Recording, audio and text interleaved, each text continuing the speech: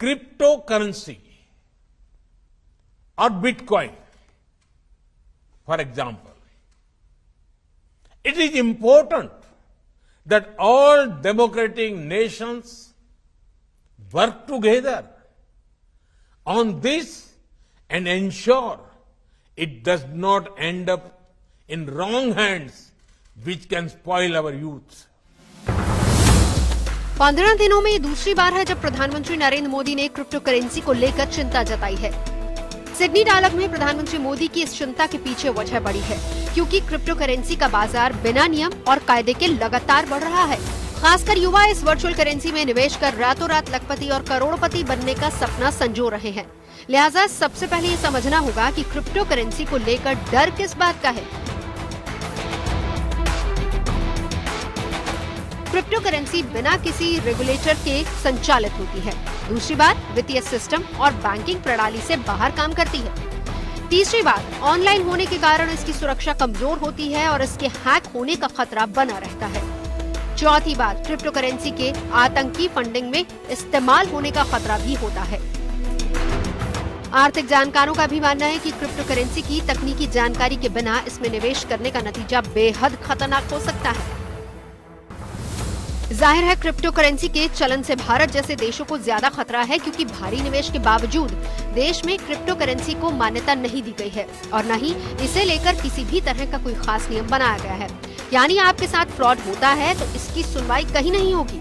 और यही वजह है कि सिडनी डायलॉग में पहले भी प्रधानमंत्री मोदी की अध्यक्षता में क्रिप्टो करेंसी को लेकर बैठक हुई थी, जिसमें क्रिप्टो बाजार के नियम, इसके खतरों और दुनिया भर में क्रिप्टो करेंसी को लेकर हुए फैसलों और चलन पर चर्चा की गई थी।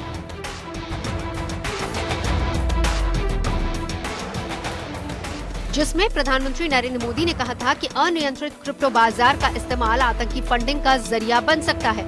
छोटे निवेशकों को लोक लुभावने वायदों में फंसाया जा सकता है। उनके पैसे ऐसे निवेश में फंस सकते हैं जहां से रिटर्न पर बहुत जोखिम है। रिजर्व बैंक के गवर्नर शक्तिकांत दास भी क्रिप्टो करेंसी को लेकर चेतावनी दे चुके हैं। वहीं सेबी और आरबीआई भी इसे लेकर चिंता जता चुके हैं। लेकिन दूसरी ओर क्रिप्टो करेंसी को लेकर अब माना जा रहा है कि वर्चुअल करेंसी पर रोक नहीं लगाई जा सकती। ऐसे में क्रिप्टो करेंसी का नियम और रेगुलेशन ही रास्ता बचता है। हालांकि इसे लेकर देश में आर्थिक जानकारों के बीच राय बटी हुई है। इसकी कई वजह हैं। क्रिप्टो करेंसी लागू करने की राह में वैल्यूएशन सबसे बड़ी चुनौती है। कुछ जानकारों का कहना है कि अगर क्रिप्टो करेंसी को मान्यता दी जाती है तो इसे संपत्ति या बॉन्ड के रूप में ही मान्यता दी जा सकती है।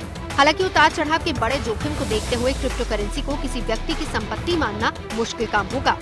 बैंकर किसी कर्जधारक को इस संपत्ति के आधार पर न तो लोन देंगे और न ही इसे गिरवी संपत्ति के रूप में स्वीकार किया जाएगा। यानी बात घूम फिर कर वही पहुंच जाती है कि क्रिप्टो करेंसी का क्या होगा।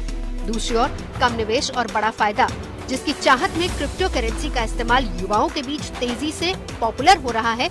और यही हाल रहा तो सरकार को क्रिप्टो करेंसी को लेकर कुछ न कुछ ठोस और कड़े कायदे तो जरूर बनाने होंगे।